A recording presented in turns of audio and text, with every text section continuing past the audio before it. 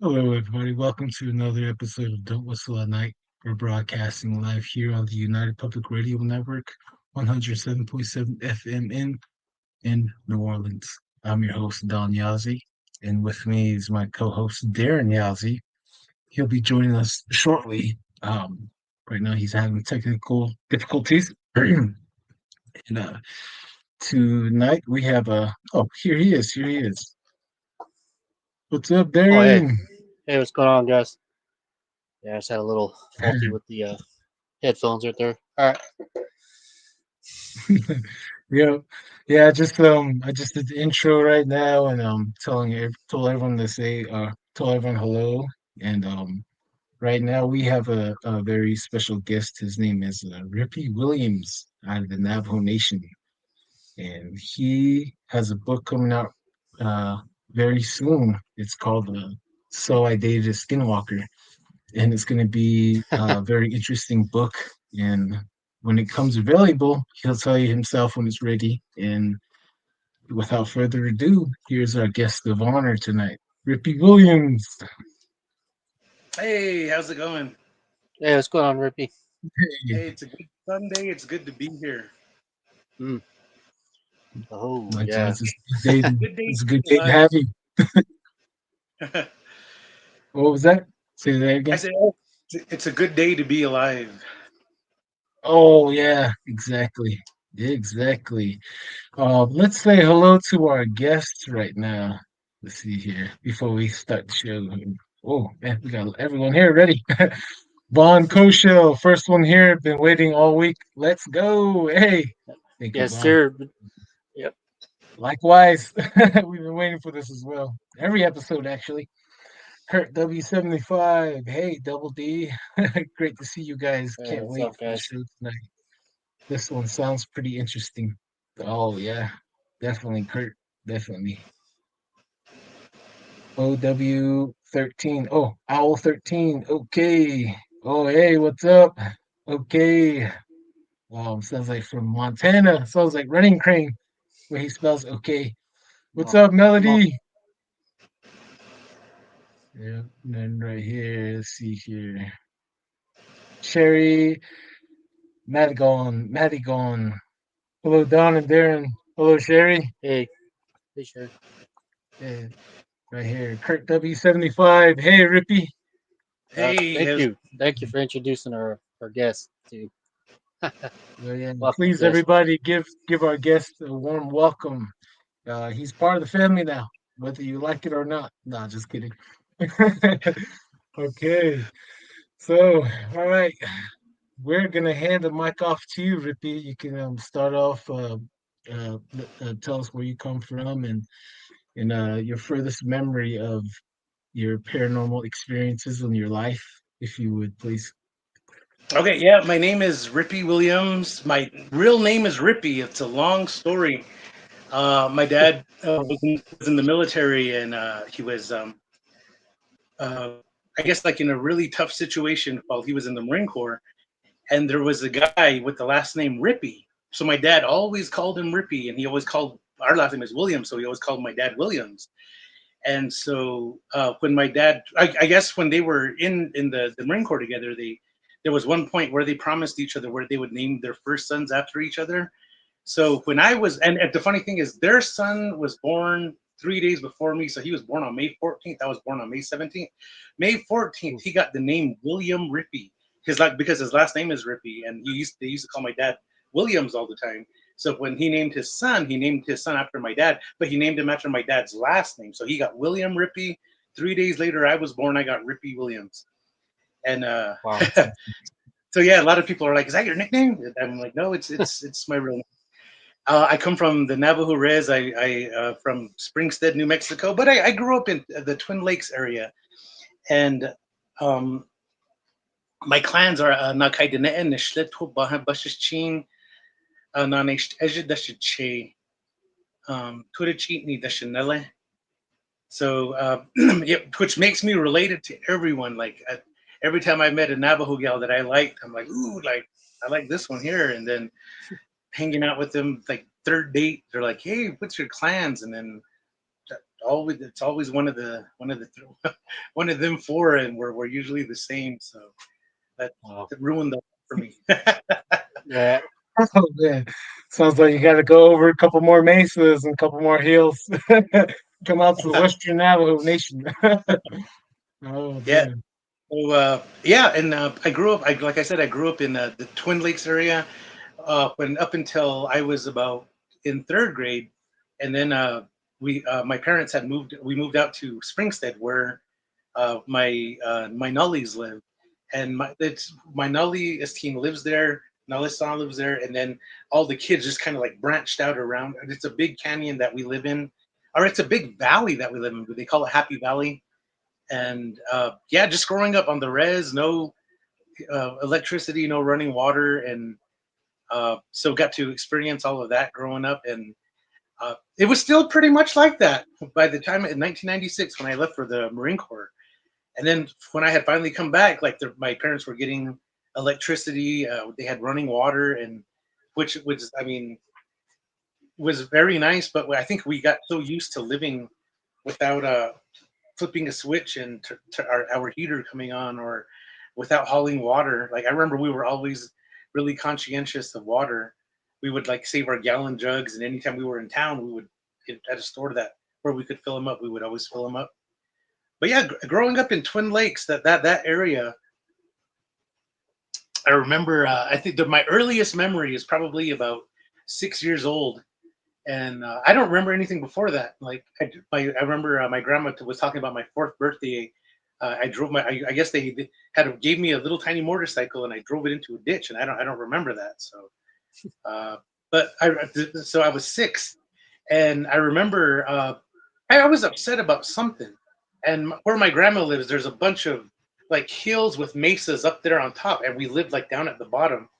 So I remember I was a little upset. I probably was if I was diagnosed, if I was a kid nowadays, today, I probably would have been diagnosed with ADHD because, like, it was weird where I think I put my parents through a lot, and the only person that could really handle me was with my grandma, because she used to have a gish with her and whack me in the head if I was acting up and stuff.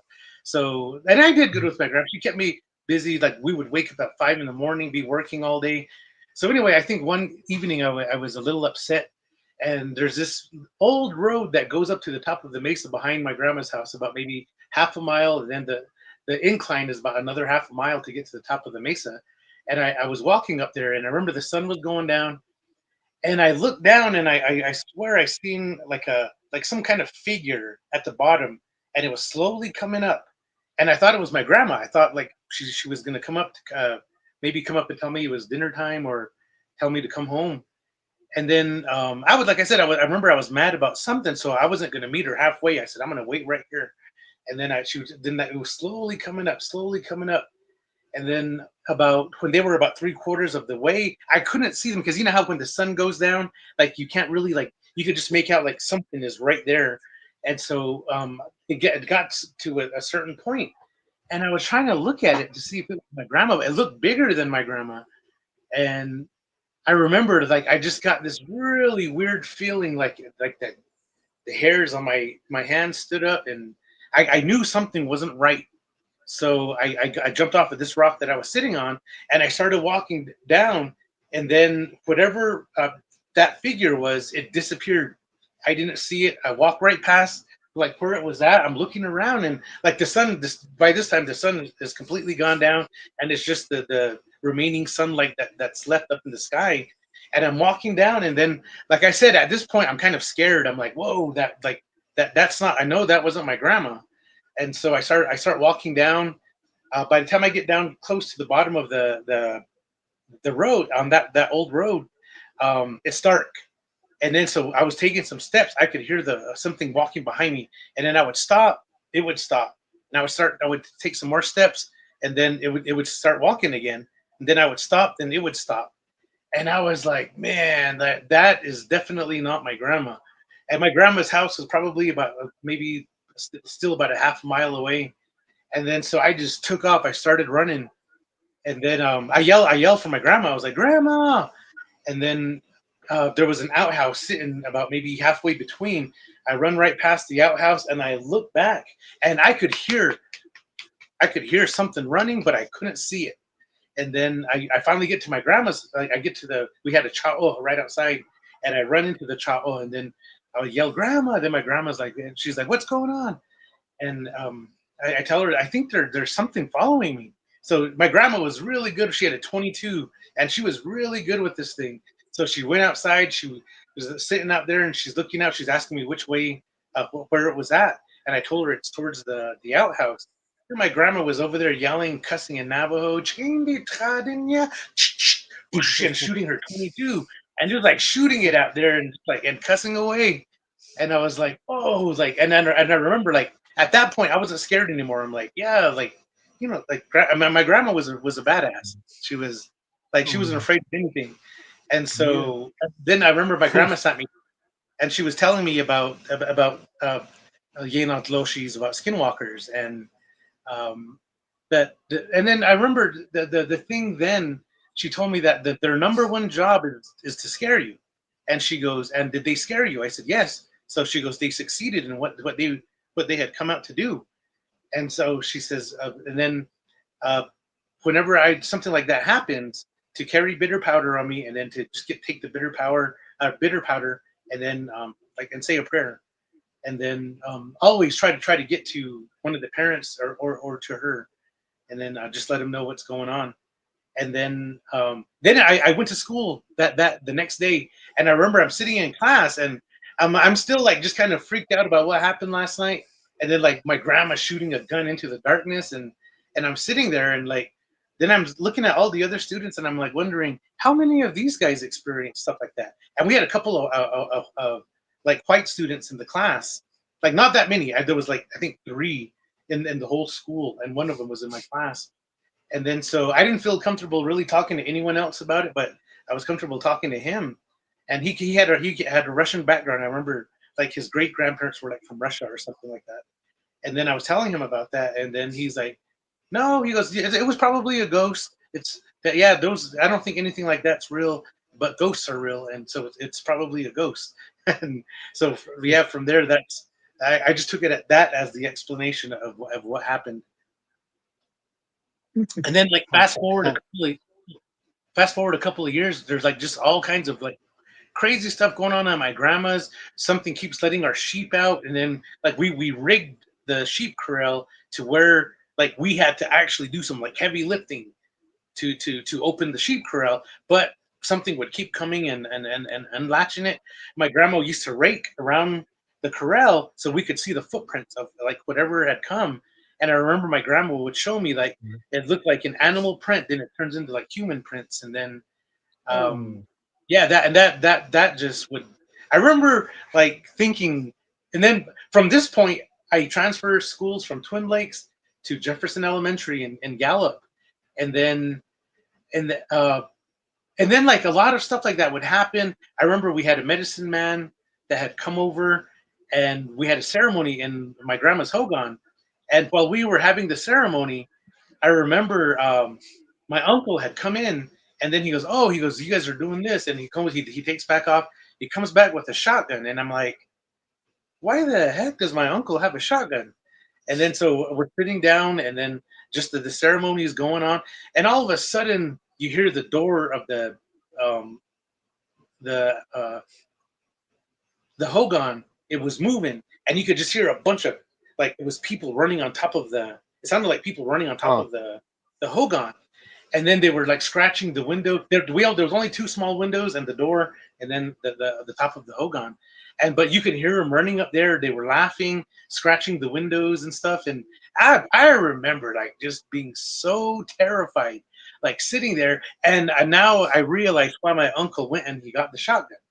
But I remember the medicine man just told us to stay seated, not to be looking at the windows, not to be looking anywhere, just kind of focus on what we were doing at the time. And and then at the end of the ceremony, I remember he says, "Well, let's go get it." And this is the whole. I mean, I've talked about my grandma like she speaks English. My grandma spoke no English at all. Everything that I'm saying that she said was in Navajo, and same with my uncle, and same with the medicine man. They were all speaking in Navajo. And so we go outside, and then we walk out, and then he tells us, he says, "Don't look. They're right out. They're right out here. If you look, they're going to distract you. They're going to scare you. So don't look. Just look right ahead of you. We're walking right out here." He digs a hole, and then I remember he pulls out this big aluminum foil, and then there's like stuff in it, like bones, a hair, a bullet, and Hmm. just like other things. And I remember we grabbed that. I remember when he picked it up, it looked like it burned his hand. It looked like it was hot, so he grabbed like a washcloth, and then he put it on top of it. We took it back inside. He prayed over it, and then we burned it. And then that was the end of the end of the ceremony. Wow. And the next day, I'm sitting there in school, and like now I'm going to Jefferson. Like half the class is white, half, and like there's some Hispanics and maybe like five Navajo kids. And so I'm sitting there now, like thinking, how many of everyone in my classroom right here has ever experienced anything that I sat through last night? And I thought probably none. Like, and then so at that point, I didn't like being Navajo. I said, I don't like this because like, why do we have to put up with that? Like it's scary. It's like really scary, and like I was born into it. And but then like just throughout the years, with that things like that would happen again and again and again, and eventually I think I just got used to it, to where like I know it's part of the culture. And as far as like getting through things myself, it's just a lot of different things. A lot of the times I was always grateful for the medicine men that had come over, and that they would do the ceremony. But then like that wasn't it. Like it's not just you get the ceremony done, everything's good, and then give it another 9 months, and then boom, you're in the same situation again. Everything around the home is just like it's like a cycle. And I remember when I graduated high school, I was like, you know what? I'm gonna get away from here. I'm gonna get as far away from here as I can, and then I'm gonna stay out there. So I'm thinking like, what can I do? How can I get away from home? Uh, I remember I heard about Haskell Indian Nations up in Lawrence, Kansas, and I looked at the admission packet, and I needed money. I needed like $25 for the admission packet. I needed like another like 300, and this is 1996, so 300 was a lot back then. Like 300, like three, like that would be almost like 1,000 today. Like I did, like it was hard to get $300, and I couldn't afford that. So that I kind of just tossed that idea out the window, and I said, "Let me join the military." And then I remember I watched the movie Full Metal Jacket, and I thought, no, I don't know if I could have someone just yelling at me like that. That guy's mean. And the funny thing about it is, Full Metal Jacket is the boot camp that they portray in the movie is exactly what Marine Corps boot camp is like. But you don't just have one drill instructor; you have five of them. And so just imagine like one yelling at you from here, two more yelling from here, one in the back pressing the back of your head, and yeah. I remember at that, like one point just standing there like, damn, like how in the heck did I pick this? But I'm like, but I'm not home. I'm out here, and so now I don't have to deal with like all that stuff back home, all the witchcraft and stuff like that. But now I'm having to deal with like being an adult, and now all this yelling out here. But for me, the yelling part wasn't really that bad because I grew up in a home where like I had a really strict dad who used to yell a lot. My grandma used to yell a lot. Grandparents from the dad side used to yell a lot. So I was around a lot of yelling. So when I remember, I think I was 3 days into Marine Corps boot camp, and there was a big black guy. My platoon was up on the third floor. I was in hotel company, and so this guy, he ran and he tried to jump. And remember the drill instructors, they caught him right before he got to where he could have actually jumped off of. And I remember wondering why did this guy try to jump? Like, did something happen to him specifically? Like, are they beating us? Like, and are they when they take us into the drill instructor's duty hut? Like, what's going on? Why did this guy try to jump? And he wasn't the only one. There was a few more that tried to like commit suicide while we were in boot camp. And then I think about maybe when I was in the third phase that we had when I was in boot camp. There was 3 phases first phase was like 4 weeks. Second phase was another 4 weeks. I was up in Camp Pendleton, and then we did our another 4 weeks back down in San Diego. And so this was at the end of third phase, and I realized that a lot of these guys weren't used to being yelled at like that. So when they were being yelled at by the drill instructors like that constantly, I guess it ate at them so much that they were trying to jump. And then for me, that part wasn't hard because, like I said, I grew up being yelled at. And I used to, I did a spell over at Wingate Elementary in the dorm. Like, so I used to stay in the dorm out there from third grade up until about seventh grade. And so some of those the dorm mates that I had at Wingate Elementary School were way meaner than some of these drill instructors. Veterans, probably veterans too. Yep. Most likely veterans. I have a question. Oh yeah. For the non-native, non-Navajo speakers, and what he said earlier, Chinita Dinya. So translation for you guys wondering, that means his grandma told that Skinwalker, I'm sending you to hell. That's what the translation is. Yeah. Going back, Yeah, just for our non-Navajo listeners. basically, Skinwalker, you go to hell, and then shooting at it. Yeah, uh, yeah. man, She's uh, trying to send him. She's trying to send him. um, yeah, man, I I have like a that. I question like for that. you. Oh yeah. That's my grandma right there. My grandma's like that. Right, right. Yeah, it's Um, the same. when you seen that figure coming up, when you first thought it was your grandma, do you remember how big or what color it was, or? It was just like at first, like when it was down at the bottom, that's why I thought it was my grandma because I knew something was down there. But and this like it's really big. It's coming up that road from the bottom of the hill behind or from where my grandma's house is. From my Mhm. grandma's house to the road is probably about 200 yards, and then from the bottom of the hill to where I was sitting is about maybe 500 yards. So there was Hmm. some distance. So, but like, yeah, I mean, it was like once it got closer, I knew it was way bigger than how big my grandma was. My grandma's about maybe Wow, 5 foot, about 5 foot tall, and this thing Oh was man. wow. bigger than that. So Darren, you have any you think, questions? yeah. So do you think this thing was attracted to you being so upset, or going through emotions? This is one thing that I hear sometimes is these these evil entities come usually come by when uh, you say they're going through turmoil. You're going through a lot of distress, or just like what you just like you had. You were mad at the time, and I think this thing was attracted to that kind of Yeah, energy.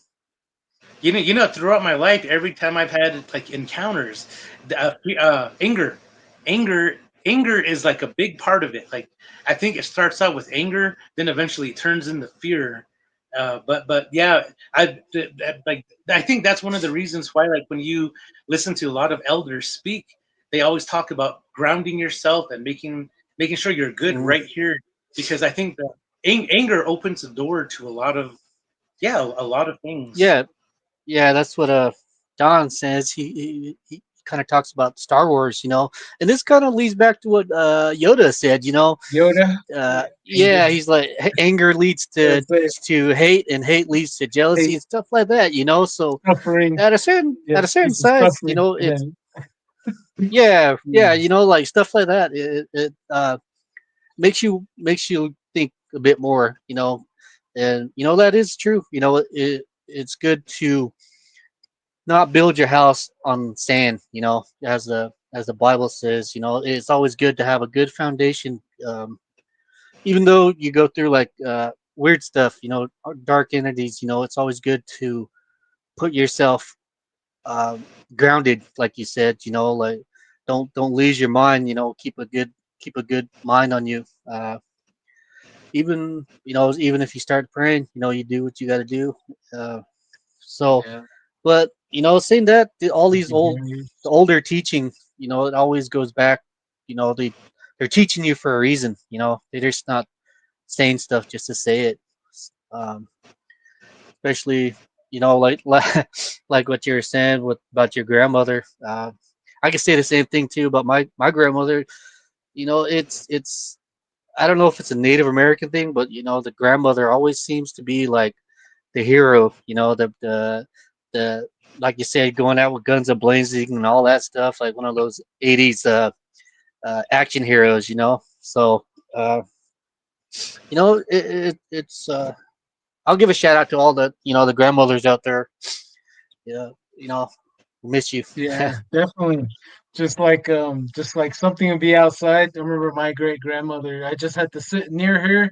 She's always laying by her loom, making her blankets, and Mm, I feel comfortable, and I just go to sleep. You know what I mean? Oh right? man, Yeah. they were worth That more than we ever known while they were yeah, here. You know. for sure. Let's Like uh let's get some of our listeners here real quick here before we push play on Rippy again. Hang on there. Let's see here. Dream Weaver. Hello guys. What's up, hey, Dream? And Renee Drew. Skinwalkers aren't the only shapeshifters. oh yeah. Hmm, yeah, yeah. There's different. Every tribe has their own form, just like with Mm, our next guest coming on. His name's last name Kevin. His name's Kevin Beltran. He's coming on soon. He's Zuni, and he said that they have their own rituals where they would make the skin stretch over that person too, and he'd be a skinwalker. So they have mm, their own form, and I know the Hopis they do, and I'm pretty sure the Apaches do. Maybe I'm not sure, but like every tribe, they have some form. um, let's see here. Renee Drew, wouldn't surprise me if a lot of politicians were skinwalkers. Oh yeah, or oh even have yeah. skinwalkers. They probably have some skinwalkers on the payroll. You know what I mean? I Right. wouldn't doubt that. Then Kurt W75 Yoda knows all. Yeah, what is it? He Yep. says, uh, "Anger leads to hate, and hate leads to suffering, and suffering leads to." I can't remember the Yeah. last part. Yeah. Someone yeah. finish it for me. Yep. Oh man, yep, Yoda knows all. And oh yeah, happy Halloween, native Earp and hype chats. Oh Hey, oh yeah, yeah. it's our season. Yep, it's gonna Mm. be Darren's birthday, and then after that's mine. It's our month. All right, Rippy, we're turning the wait. Before we turn the mic on to you, Darren, you have any more questions before we go forward? Uh no, I'm really curious about. I really liked your book that you came out with. It, like we were talking last night, is it's a really unique, just straight to the point. Book cover, title for your book. So uh, yeah, go ahead. Yeah, so All you. Go that ahead.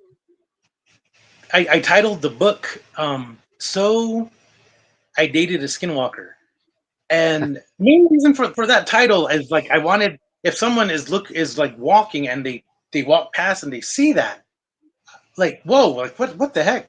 So I dated a Skinwalker, and I thought that that would be something that would just right now like the printing company that's going to be doing it is Spines, and it's just a black cover right now, and it's the typewriter font. It just says so dot dot dot.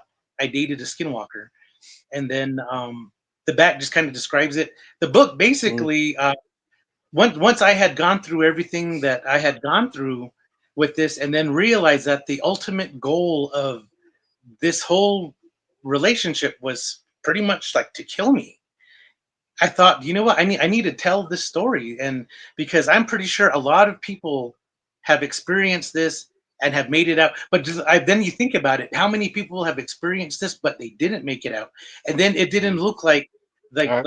it passed away from like it there's a really good way of how they cover everything up, and it's so I the main reason like I wanted to do the story, the book was so if someone reads it and they're like, wait a second, I remember our family member that passed away.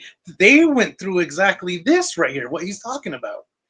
And because I think that some people aren't that lucky that to that they're able to get away. And so anyway, the book I start off with that story, me standing there watching my thinking it was my grandma walking up the hill. Then I talk about a little bit like just it more of like high school, like whenever uh, like I was attending ceremonies, and then I graduate, join the Marine Corps. Anyway, so I do 13 and a half weeks Marine Corps Recruit Depot, San Diego. I come back here for my 10 days leave. After you finish boot camp, you get 10 days leave. So on my 10 days leave, I had come back to Gallup, was with my parents, and then I wanted to spend one day at my Nolly's house. So, or one night. So that evening I was there, and I guess I had lost so much weight, and it was funny though. Like all my grandparents from both sides, they would just cook me a bunch of food because I don't know if they think that they were starving me out there, but I was just like in tip top shape. That and I was like so skinny, and they thought that maybe I was starving, but I remember just like those 10 days, everyone just kept cooking for me, and I was like, oh, I can't eat anymore. I was like so stuffed. But there was one night, I was at my grandma's house. It was probably about 2 in the morning, and I remember the dogs were making a really weird noise. I woke up, and I was sitting there. So in my grandma's house, like whenever I would sleep there, there's this area that we call it the chao, where it's just there's still a sand floor on the inside. It's where like everyone in the family would come, and then we always ate our meals together there. There was a huge table, and it could accommodate, like my dad had 9 brothers and 1 sister, so and their kids. So all me and all my Yeah. cousins, we could all eat there. It was big enough for all of us. And so I opened the curtain and I'm trying to look out, and I can't see nothing. It's like pitch black. And I put my head right up against the window and I'm looking out and I'm like, I can't see nothing. And then all of a sudden it gets quiet. And then I'm like just sitting here still looking, and whatever there was, it was something right in front, right there on the glass, and it moved. And then once it took off, I seen it start running down this way, and I thought, whoa, there was something right here, right in front of me. So the door was right here. I grabbed the door, I jump out, and like at this point, I'm in the best shape of my life. So I take off running, and it's 2 in the morning. The moon is out, and I could see this thing like ahead of me, and I'm trucking, I'm running after it, and then it gets to down about maybe 100 yards, and then it cuts up into this ditch. This ditch, if you take it all the way up, there's no way out of that ditch because there's like a when it rains a lot, there's a waterfall back there, so it's like a wall that just shoots straight up.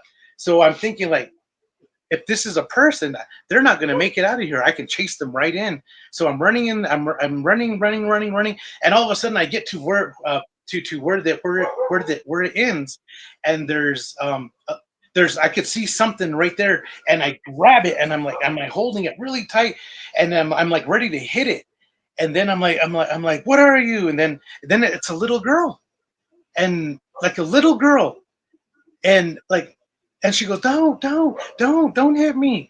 And I was like, what the heck are you doing out here? And she was like, um and she's like trying to talk, but she was breathing heavy at the same time. That's why I knew it was her that was running. And then so I was like, that was you, wasn't it? You ran up here. She goes, no. She goes, I've been sitting right here. I was hiking with my parents and we got lost. So I'm just waiting right here. I'm waiting for the sun to come up. And I'm just like, no, this does not sound right. There's something completely wrong with this. It's like, and like I still have her in my hand, and but I'm like, it's a little girl though. Like, yeah. So I finally let her go, and I'm like what were you doing? Where were you hiking? Because there's no hike. Like this is where my family lives. There's no hiking trails out here. How did you end up out here? And I remember it was just really weird. And then she started crying. So I'm like, okay, do you know what? All right. Well, I said, you could come down here. I'm not going to let you into the house, but you can just wait out here, and then wait till the sun comes up, and then we could drive you down to the gas station. The closest gas station is about maybe like 6 miles, and she goes, no, I'm just going to wait right here. And then I was like, okay, that's on you. So then I walk back, and as I'm walking back to my grandma's house, I'm like, that no, there's something wrong. And I thought about going to my uncle's house and telling him, hey, let's go check this. There's a little girl out here. I should have done something more. I didn't. I just went back to the chao, laid down, and then thought about it for a bit, went to sleep. Then I woke up. My grandma was cooking. They made coffee, and we were eating, and I was telling them what happened, and then so we go back up to where she was at, nothing. Then we walk all up around the mesa. We go up on top of the ridge. We're looking. We don't see her, and yeah, and that was it. So um, so let's see. I do my 4 years in the Marine Corps. I get out. When I get out, I come home. My whole plan was to go down, start college at ASU. I already applied. My GI Bill was already. They said that it would kick in, and but I come into town. I got out of the Marine Corps on Friday, August 12th, 2000, and I drove all night. No, no, no. Then I went to they had the Tattoo the Earth concert in San Bernardino with Slipknot, and so I went to that Saturday night, and then after the concert was over, about like maybe 1 in the morning, I got in my truck and I drove all. I kept driving all the way in on the I-40. I had come in. I got back to Gallup about maybe 7 in the morning, and I'm right there on the south side where that road that goes towards Zuni. There was no there was just a stoplight that had red, green, and yellow. Now they have the arrow, so like it'll like when you stop, you can make the turn. But back then they didn't. So I was coming, and I seen this little government vehicle coming, and I'm like, oh no. I'm like, okay, is he gonna stop it? And it looks like he stops, and I'm going, and then all of a sudden I'm like, oh no, he's going. Boom! He hits the back of my vehicle, and my vehicle spun out, and like I jump out of the vehicle really quick, and I look, and I'm like, whoa, and like a lot of stuff flew out of the back of my truck, and I'm looking at the mess, and we didn't have cell phones back then, so I remember a lady had pulled over, and she goes, hey, I'm gonna go down to the gas station and call the police for you guys, okay? I said, okay, thank you, and then she goes down, and anyway, that truck tries to take off, and I run over there, I jump on the hood. I'm like, where the hell are you going? And it's like an older man. He worked for the government, for Gallup Indian Medical Center, I remember. And then, but he tried to drive off. That was weird. And then finally, the cop shows up. I let the cop know that, like, that I had a green light. He came. He hit the back of my vehicle. Then he took a statement from him, and I was telling him he tried to drive off. Like I had to jump on his truck in order to keep him here. And then anyway, they did all the paperwork, and so my I couldn't even drive my truck. And then the cop didn't even give me a ride home from there. I had to walk home from there, and home was still like a good way away. And so I get home. I let my parents know that I got into an accident, and so I'm stuck here. Like my whole plan of going down the ASU, that just kind of flew out the window because like I don't have my truck. And then when they took it in, they looked at it. They told me it was going to be about 6 weeks. And then as far as being, and then so I had some money saved up. I went on a deployment in 1999, so I had a good chunk of change saved up, and I had to use all of that to get my truck fixed. And then the government, the insurance told me that since it was a government vehicle that hit me, that they'll reimburse me. So I didn't mind paying for it. But the funny thing is, I didn't get reimbursed for like a whole year. Like I remember, I kept asking them, "Hey, come on! Like when are you guys gonna pay me back?" And then it took about a year from the time I got. So August of 2001, I finally got that check, and I was like, "Well, I don't need it now. I needed it back then." And so pretty much I got stuck here in town. I ran into a doctor that used to run the hemodialysis unit here in Gallup. And I was telling him I just got out of the Marine Corps, and he was asking me if I was looking for a job. I said, yeah. And he asked me if I was interested in hemodialysis. And I had no clue what that was. He explained it to me. And then, yeah, he helped me get hired. I went through the hiring process. I had to go to school to get my hemodialysis technician license. And then I did that. I did that for 2 years here in town. And then I went down to I went up to Humboldt State University in Arcata, California. Did some schooling up there, and then Favorite place. yeah, and then I had come back here in 2004. Met my I have two daughters. I met my daughter's mom. She was from Winslow, but she just moved here from Durango. She was going to school at Fort Lewis College, and we ended up here at the same time. So it was like I didn't know anybody here except like high school people I went to high school with and whatnot. She didn't know anyone, so we started hanging out. Eventually, had two daughters, and So we moved down to Las Cruces together because we both couldn't find a job here in town. I remember at one point I put 27 job applications in Gallup. Not one person hired me. So we went down to Las Cruces. First application we put in, we got hired. So we were down there, and I got bit by a black widow spider a year into living down there. And then I went to the IHS in Mescalero. They told me if I wanted to be seen down there, I needed to get all my stuff from GIMC transfer down there. So I said, you know what? I'll just go up to GIMC. Had come back up here to GIMC. I got a job. No, uh, I met the nursing advisor, and she had a electronic drum set. She asked me if I could set it up for her, and I did. While I was setting it up for her, she asked me what school, what colleges I went to. So she looked at my unofficial transcripts and told me like, "Hey, you have all the prereqs done to get into the nursing program. Have you ever thought about becoming a nurse?" I was like, "Nope, that's not something that doesn't sound appealing to me." And here she signed me up to take the test, and like I said, I was just up here to get treated for my spider bite. Go back down to Las Cruces. I get a letter in the mail that says, "Congratulations, you've been accepted into the UNM Gallup nursing program." So uh, my wife comes home, and then I let her know, "Hey, we I got accepted into the nursing program." But she's like, "I don't want to move back to Gallup." I'm like, "I don't either." But like, I'm like, this is like job security. Like, we can afford stuff if and when I finish.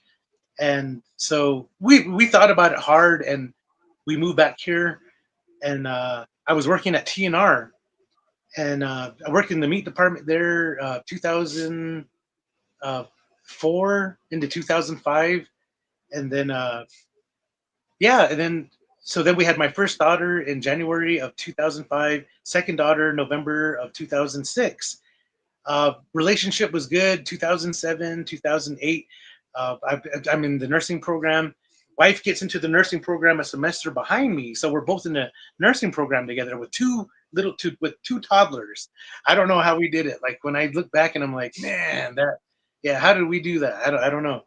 But we did. We finished. But at the end of when we had both graduated, I graduated, and then I remember we were so broke. We hardly had money for anything. I used to drive all over town with my bike picking cans just so I could buy a bag of potatoes and a bag of rice to feed my daughters. So once I graduated from nursing school, I took my state boards right away. I think in 2 weeks, I picked a lot of cans to save up some money to buy or to pay to take the test. The test was like 180 or something like that.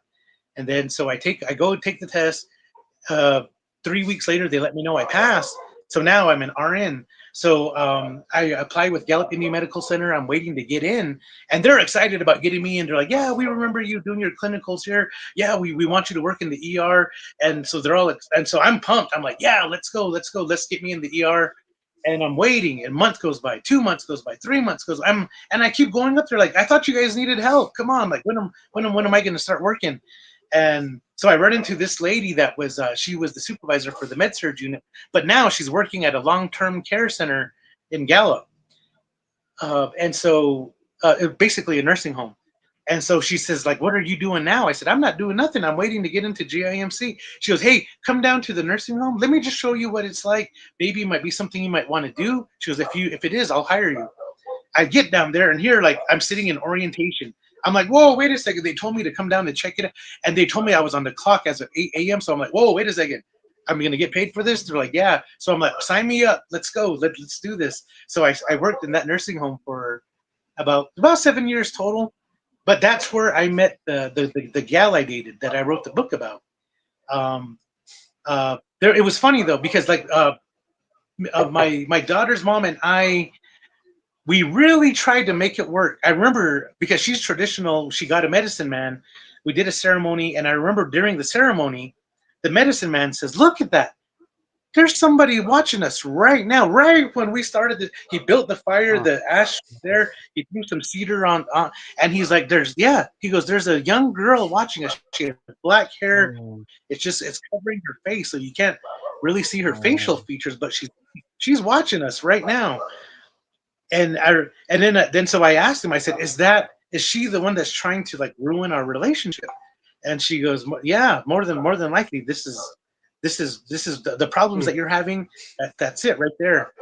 And then so we do the ceremony, And then like my wife really tried. Like we both really tried, but it was just I think just the stress of going through nursing school together with two little toddler, it broke us, I think. And then so she had come up to me. She says, uh, let's not necessarily take a break, but let's stop this. Let's.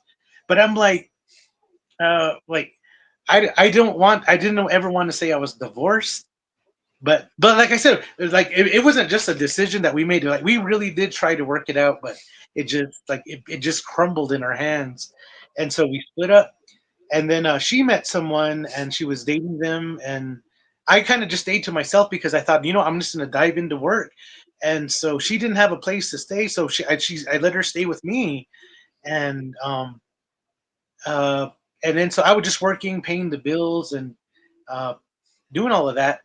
And then I met a gal that I really used to like her, and then I was like really wanting that relationship to start. I was talking to her. We would like meet up every now and again. Whenever I would go to work, she would be like, "Hey, meet me at the gas station. I want to give you a hug before you go to work." And I was like all in cloud nine. I had the butterflies again, and which felt really good. And then all of a sudden, I'm at work, and this girl comes up, and she gives me this sob story. She says, "I was driving home yesterday. I drove off the road, and because it snowed." And she goes in, and she started crying in front of me, like, "Hey, I'm so scared to drive in the snow. I do you live?" She asked me, "Do you live near here?" I said, "Yeah, I live 3 minutes from here." She goes, "Is it okay if I stay at your place tonight?" And I'm like, "Oh man, I don't know. You ask people to borrow a broom, a vacuum cleaner, but money, but to stay at my place, like really?" And then she was crying. The crying is what did it. Like I don't know. I'm a sucker for crying, I guess. But she started crying, and I told her, "Okay, you can." And then so we get off of work, and then we go back to my place, and my daughters are out in with mom. They're out in Tisto, Arizona, and they're out there for a couple weeks. And then so I told her she can have the front room. I'm just gonna sleep in the living room. I'm one of those Navajos that I put my bed in the living room, and so I sleep in the living room. And so anyway, we the next morning we get up, we get ready, I make breakfast, we go to work. And here's the weird thing about it: like I never noticed her before that time she had come up and asked me to sleep over, because a little bit later she would always like, "Hey Rippy, do you remember when we lifted that grandma up, and then we did this, and then we took her to the dining room," and then she would bring up stories like that, and I don't remember her. Mm. And then she would say, "Remember I was telling you about a concert I had gone to about 6 months ago?" And I would just say yes, but like really, I really don't remember her at all. And then anyway, so that next day at work, she asked me if she could stay over again. And this time I'm more like, no. But I don't know. Like eventually she was back at my place again. Anyway, so she moved in pretty much. And then after staying over for about a month, we she ended up in my room, and then yeah, we were dating. And but Well, it so happens, huh? yeah, really like that quick. And but so when my daughters and their mom come back, I let her know it, like, "Hey, my ex-wife still lives with me." So but I'm like, we have 3 bedrooms. The back bedroom, which is the big bedroom, I said that's where she stays, and my daughters stay with her. And then so she tells me that she has 2 daughters as well. So I'm like, okay. So I said, the next biggest room is on the other end. You and your daughters can stay in that room. And there's that. So we still have the middle room, but my bed is in the living room. That's where I sleep. I'm comfy in the living room. So that's so, but we live like that. We lived like that for 9 months. And then finally, my daughter's mom saved up some money, and then she went and got her own place. And then it was just me and the new girlfriend living together. Um, and but the weird thing about it is when I first introduced my youngest daughter to her. My youngest daughter was just about to turn 5 years old, and my daughter says, "Dad," she's like, "Dad, she's a boogeyman." Right there, right in front of her. Oh, Wow. My daughter pulled her out, and she goes, "Dad, she's a boogeyman." And I looked at my daughter. Oh, What? Like, no, you don't say that about people. Like, why are? And she said it a second time. No, Dada, she's a boogeyman. And oh, and then I remember I looked at her and she was just standing there, like, kind of like she looked like her eyes were big and she was just looking at my daughter. And that was like the sign right there. I should have listened to my daughter, left it right there, but and no, I went Yep. through the whole 2.5 years of being with her. And then so anyway, I kind of got after my daughter, told her not to be saying mean things like that, and we lived together. We would do fun things together, like like the fair. It was fair season. We would go to every fair: the Rama Fair, the Zuni Fair, Crown Point Fair, Winter Rock Fair, Shiprock Fair, Chinley Fair, Tuba City Fair. Like we would take the kids to all of that, and I really liked it. I really liked the fact that I had 4 daughters and this new girlfriend, and it worked. And so my daughter's mom, she kind of just ran off with her guy and was doing that. So I mean, I was okay with it. I was fine with it, um, because I enjoyed having 4 daughters. That was for me. That was gold. And uh, I remember one morning, I could hear like a pat in the hallway, and I woke up and I'm like, what is that? Anyway, so I walked down the hallway and I turned the like I could hear. I'm like, it's a really weird pitter patter. And then so I turned the light on, and it's her youngest daughter, eyes rolled in the back of her head. So you just see nothing but the white of her eyes, and she's back there. She's just tapping my back door. And I was like, what in the heck? And she was like making a really weird noise, like she was breathing weird. And then I go and I wake her mom up, like, hey, look over here, look at your daughter. There's something. And I said, we need to take her to the hospital. No, we really. And so I'm getting the keys ready and everything. And she's like, no, no, no, no. She was, my daughter has, she sleepwalks. I'm like, that's not sleepwalking. That's possession. Look at her. And then like, and it took her a while to come out of it. And then finally she had come out of it, and yeah, and I remember that was a little off. And then the balloon fiesta had happened in Albuquerque, and I asked her and her daughters to go with me, but they were doing something else. They had a birthday party or something they were going to, so they didn't go with us. And we get there, there's a lady, a psychic. I remember I seen her when we walked in, like 5 o'clock in the morning, and like I noticed her. It was weird how I just noticed her. She was looking at me. She followed me a little bit, and then we get away from her. We watch the balloons come up. There's all this kiddie stuff that happens there at the Balloon Fiesta Park. We do that. About 1 o'clock, we're getting ready to leave. We're leaving, and I see her again. I see the psychic, and she follows me to the exit. And then she goes, "Hey, excuse me, sir." She's like, "We've been waiting for you.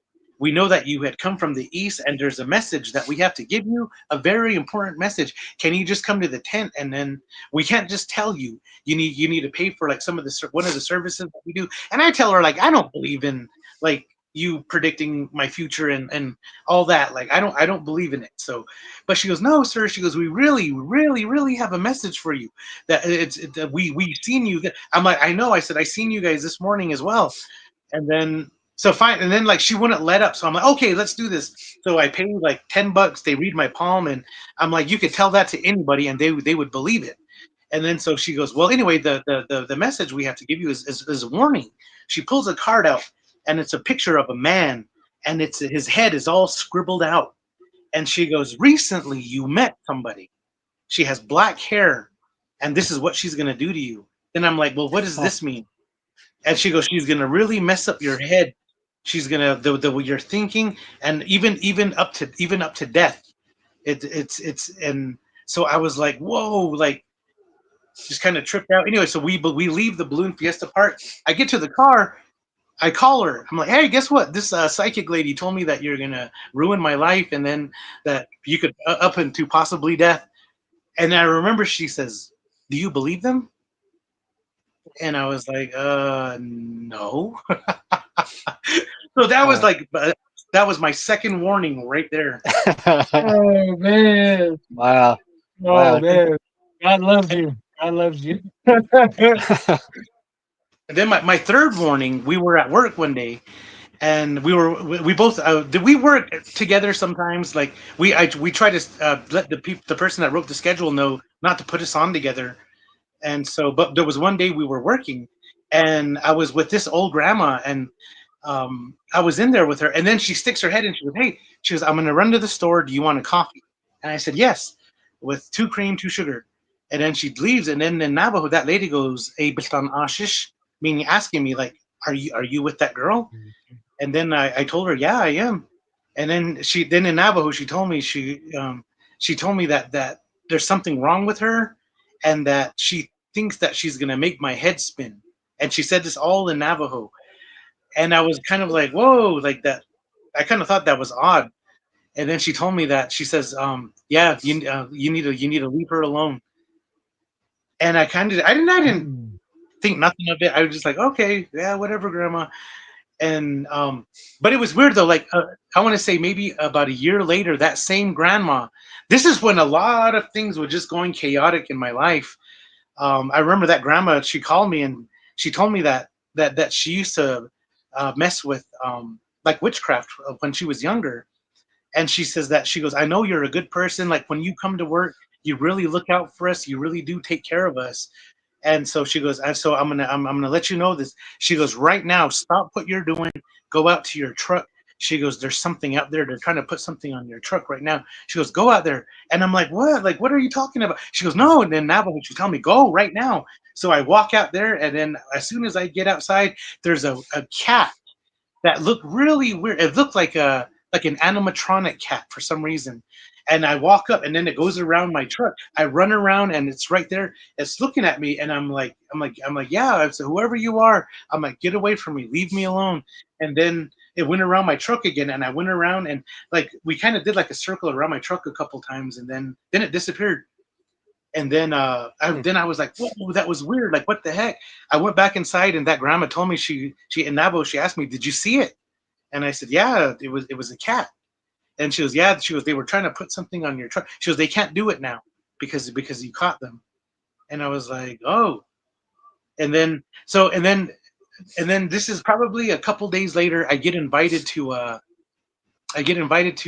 what they called a squaw dance that her family was hosting and they Mhm. were putting on.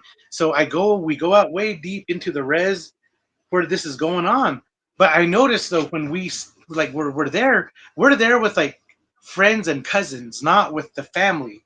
The family is like they built like way down there, and we're like on top of this hill, and they give me they give me a drink with herbs in it, and then they tell me to drink it, and I'm uncomfortable with it. I'm like, "No, I'm good. I'm all right." Like, yeah, I they go, "No, no, it's for everybody there. Everybody already drinks some, and so it's a blessing. It's to bless you." And I'm like, "No, I'm good." I kept trying to tell them no, but they were really pushy with it. So finally, I'm like, "Okay, I drank a little bit and I gave it, but they're no, no, drink more than that." And so they were like I said, really pushy about it. So I drank more, and then finally they were okay with it. And then I'm sitting there and I keep asking, like, "Can we go down to where they're eating?" And they're like, "No, they're gonna bring the food up here." And then all of a sudden it hits me like I'm Uh, like, "Whoa, something's not right." Okay. Rippy, this drink. What kind of drink was it? Was it clear? Did it look It was what it was kind like of green. carbonated?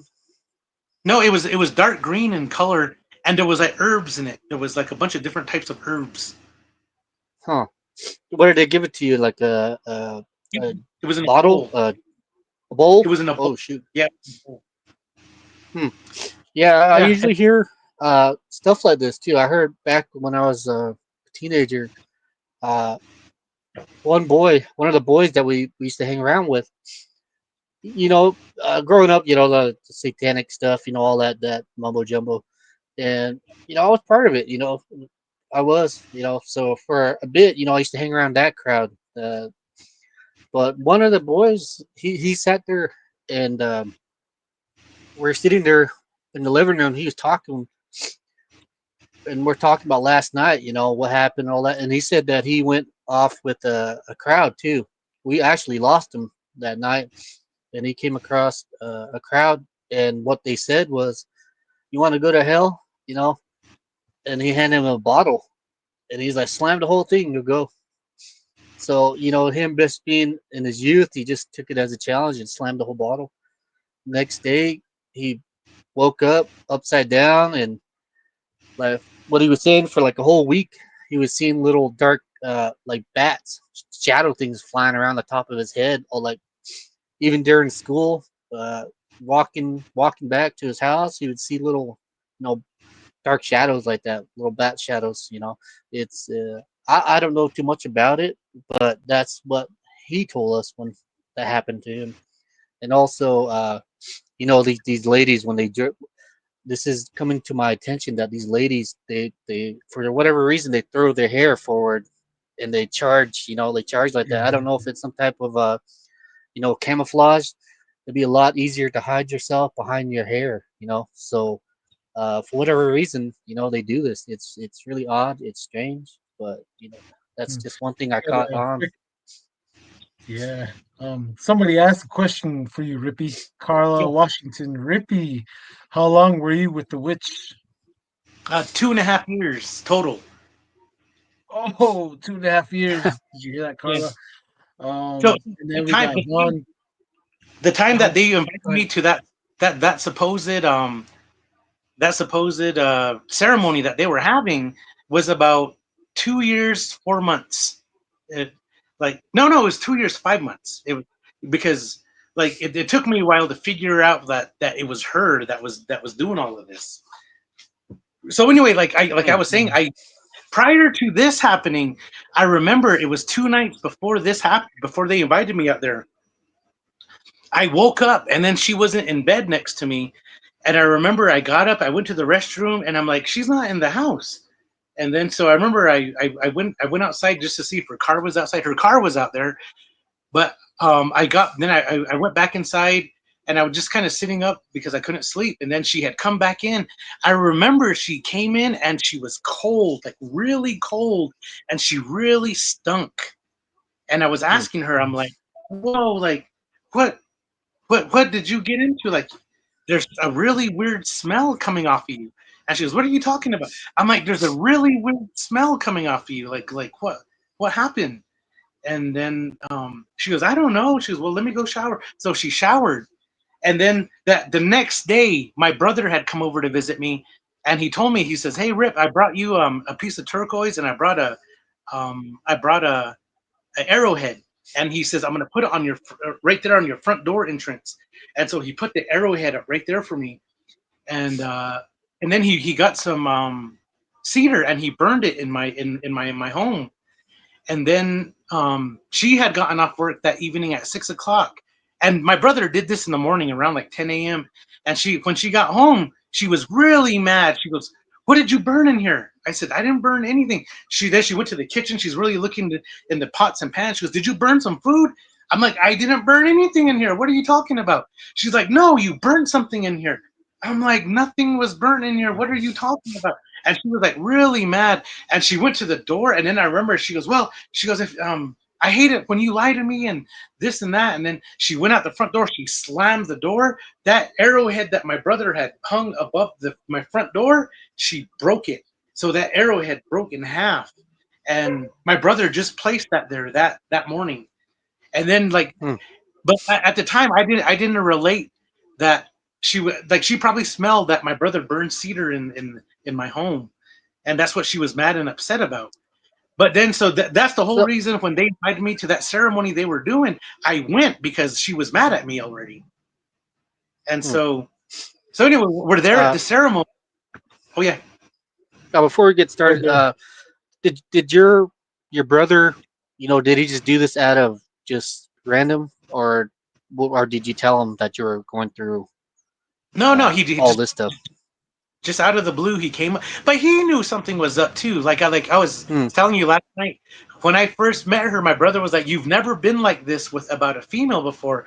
And he was like, she put a spell on you Yeah. because you're mine. And then he said it jokingly though, but I think he knew something was up. And Hmm. and Yeah. not just him though, like a lot of my family, a lot of my friends, even my coworkers, they used to tell me that they got a really weird vibe from her. And they're like, why does she always come and have lunch with you every day? Like, doesn't she have a life? Doesn't she have her own things that she can do? She's just sitting outside all the time. And then on your lunch, you can't even hang out with us because you have to go hang out with her. I remember my coworkers all like, yeah, all my coworkers didn't like her. Hmm. I think that's just how all Navajo women are. I was just kidding. My wife's listening. She's gonna hit me. I was just kidding. Oh, that's normal. That means she loves you. No, I was just kidding. Oh, Hmm. let's uh let's read some of our viewers' questions right here. Kurt W75 reminds me of the little girl from The Ring. Oh yeah, Mhm. definitely, definitely. And I start this one right here. It said oh, okay, wait. Okay. Seen two-legged dog tracks the other day north by the outhouse near our home, but we're used to it. It's just one of those things like that's why we stay inside at night. Oh yeah. Yep. And Navajo hate gallop and native native herb and play violin for us. I'm just kidding. Oh Native man. herb and hike chats. I believe the whole reservation is actively active more than usual for some reason, but I hope the good side of the medicine has grown in strength too. Enjoy the stories, Oh y'all. yeah. Peace. And see here. Okay, they're saying latest. The big Gallup player. It's talking about you, Rippy. Oh man. Native herb and hike chats. Seen flying white figure flying overhead a couple of months ago. Oh, when I stepped out for a quick leak. When I looked up, I seen a silky white flying thing. It just quickly ashed myself. I just quickly ashed myself. Went back inside. Oh man, be careful. Yep. And Dwayne Hill says, "You're just a kind soul, brother." Yep, you are. So brother. You are, Rippy. I And think I was in the Marine Ivan, Corps with Dwayne. what was that? I was in the Marine Corps with Dwayne. Huh. Oh, for real? Okay, that's what's up. Then Native Herb and Hike Chats. I probably or might have slept with a Caucasian witch. Nowadays, the knows know where I am. I think it means Hmm. it knows where they are. Oh man, scary. See, anyway, I enjoy the stories, y'all. I was the type of person that walked the nights drinking with Ash with no fear in my 20s. Dang, nowadays I Dang. don't even dare. I dare not to do such things. LOL. Oh yeah, Yeah. Y'all know better. same here. Then Von Koshel, that's scary. Certain people will always know when people are not good. That's good. They let you know of her. Yep, but you didn't listen. I was just kidding. And Thirsty says, "Whoa, Joe Fox. I was with my ex-wife for 9 years. Oh man, No. he can probably tell you a thing or two. The nose always knows. Just don't be Just nosy, knows. Jk." You guys believe in telepathy? Telepathic? Yeah. Yeah. Oh yeah. Telepathic? Yeah. Yeah. Mm, I think that's how they knew. They caught her vibe and say, "Hey, I gotta tell this guy." Wow, everyone's looking out for you. That's for sure. And sure. you know what? You probably. Oh, well, moving on here. Let's just move on. Darren, you got any more questions before we push play and repeat here? Oh no. Right now, I'm locked in place, ready to hear the rest of this story, man. It's really it's a unique story amongst itself. You know, just as the title of your book. So I'm all ears right now. Some stuff we talked about last night, and some things you just talked about right now. So uh, Oh yeah. let's get it, bro. Yeah, Let's so get it. I drink the herbal drink that they gave me, and now I know something's not right. I'm like, something is really off. So I let her friends know, like, hey, can you get her up here? So she comes up and I'm like, let's leave. There's something is not right. I really feel that something is off. Can we please leave? And she's like, no. She goes, we're cooking. The food's gonna be ready in a little bit. She goes, just wait here. She was like, what's wrong with you? She goes, have you been drinking? I'm like, no, I wouldn't. I'm like, I'm still trying to impress your family. Like, I wouldn't come over here drunk. Like, what are you talking about? And then she's like, no, because you're acting weird. Like, why are you acting weird? I'm like, I'm not acting weird. There's something is not right. I'm like, please. I'm like, listen to me, believe me. Let's just leave. Let's get out of here. And then she takes off again. And now, like, I mean, it's like like I'm almost certain now that it's that stuff I drink. There was something in it that, and then so now I get to the point where I'm like, you know what? I'm just gonna get out of here. Like screw this.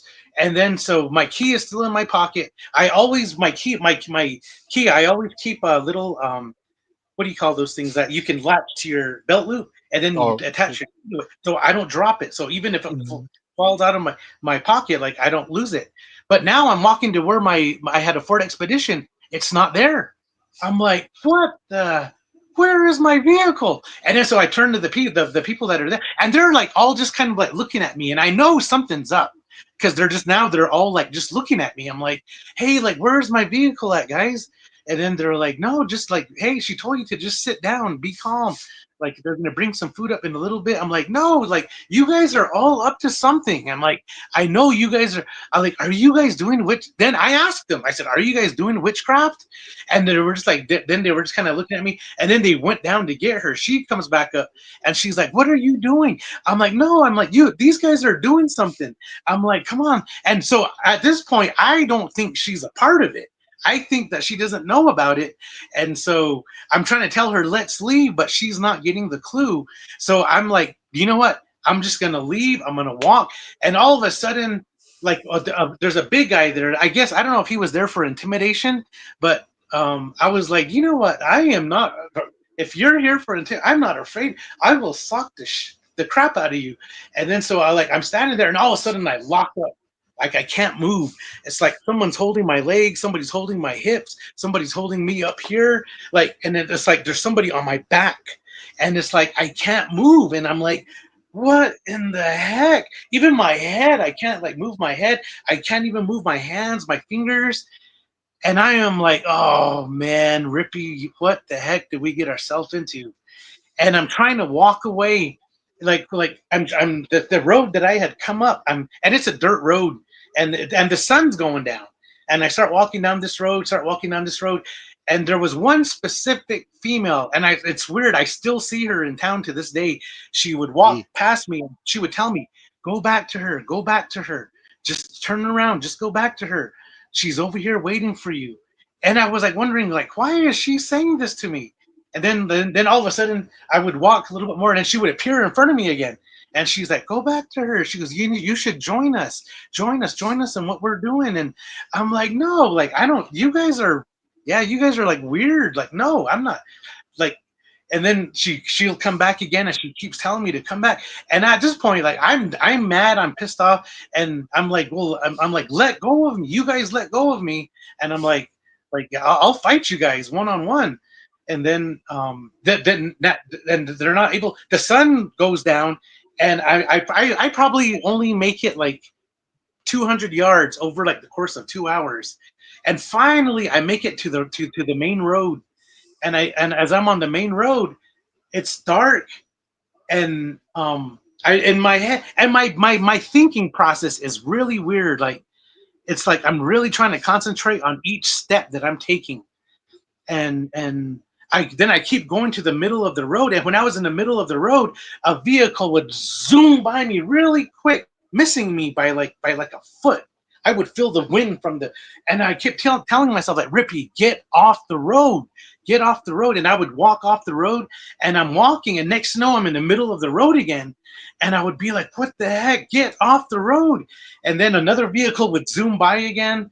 And like, I don't remember exactly how many vehicles had zoomed by, but the road goes up and down. So like you could hear the vehicle, but then you would see it, and they would zoom really quick. And they're going like 80 miles an hour or something like that on this road. And then finally, like I could hear like some growling, like scary growling noises over here in the dark. Then all of this, then I would be like, "F you guys! Like, come on! If you guys, if you're even tough," I said, "Come, step up! Let go of me! Stop doing this, and let's fight."